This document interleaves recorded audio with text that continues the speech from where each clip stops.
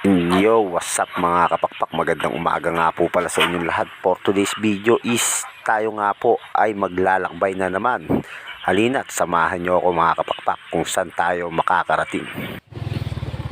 Yo, what's up mga kapakpak? Magandang umaga nga po pala sa inyo. Bali, aalis nga na naman po tayo for today's video kasi pupunta tayo ng TESDA. Mag-i-inquire tayo kung anong mga pwede natin pag-aralan doon. Pero may choice ako mga kapakpak, yung aircon tech, para maiba naman mga kapakpak, diba? O sige, update ko na lang kayo mga kapakpak. Bali, babiyahe muna tayo ha.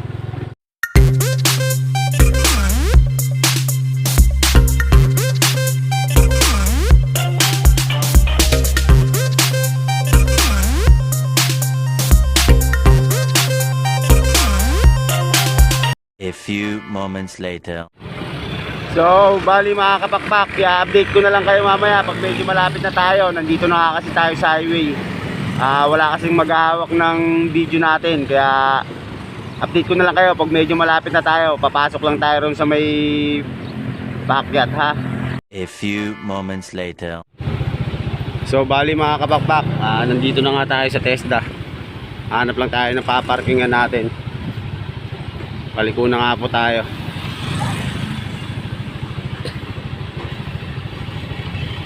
Mag-i-inquire po tayo kung ano pwede natin pag-aralan dito mga kapakpak, para dagdag kaalaman natin yan. Dito nyo lang makikita si Bumblebee. Ayan o, kung makikita nyo si Bumblebee. Paparada muna tayo mga kapakpak. Ayan na nga si Bumblebee mga kapakpak. At ito na nga, papasok na nga tayo. Ano niyo po kung ano dapat, anong gusto niyo tanong, masagot ko kayo. Sige sir. Salamat sir. Ayan, shoutout kay sir. Ayan. Salamat sir. Balen, meron nga silang mga nakalagay dito na pwede natin enrollan. Ayan. Bali, pupunta tayo sa admin office para matanong natin kung ano yung mga dapat natin itanong. So, bali mga kapakpak, yan na nga po, nag-inquire na nga po tayo at ito nga lang po ang mga available na course na nandito. Bali, wala pa pong scholarship ngayon ang TESDA dito sa Puerto Princesa, kaya kailangan pa natin magbayad mga kapakpak. Nagpa-reserve na rin tayo mga kapakpak para kung halimbawa may dumating na scholarship. So, bali mga kapakpak ay nagpalista nga tayo sa kanila ng electrical installation tsaka plumber, pero wala pang open daw kasi lalo sa scholarship. Bali, may payment pa tayong babayaran dito mga kapakpak.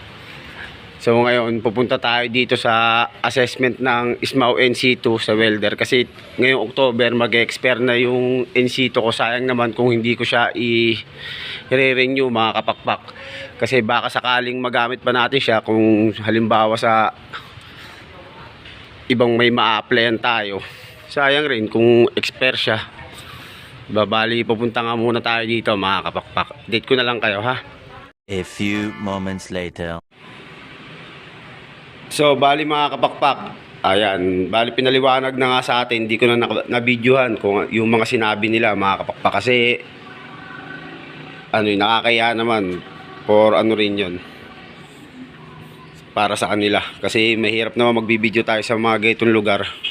Pero ito mga kapakpak, nakuha ko na yung pagre-renewan natin ng ating ISMAU NC2. Yan ang mga pipila pa natin, magbabayad lang tayo ng 100 pesos para sa ating renewal.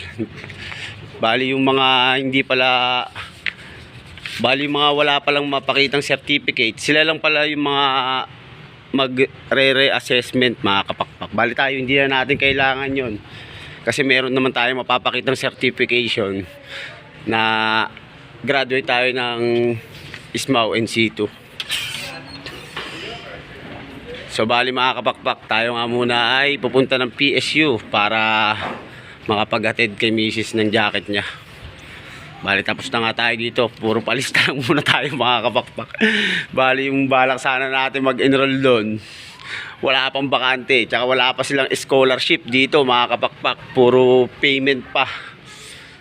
Pero okay lang naman magpe-payment tayo sa plumber. Pero wala pa silang ano eh. Wala pa kasing contact mga kapakpak. Tsaka yung slot natin okay naman na. So inaantay na lang natin na yung tawag nila para makapag-umpisa tayo ulit. Dagdag kaalaman rin natin to. Bali may mga experience na tayo doon mga kapakpak sa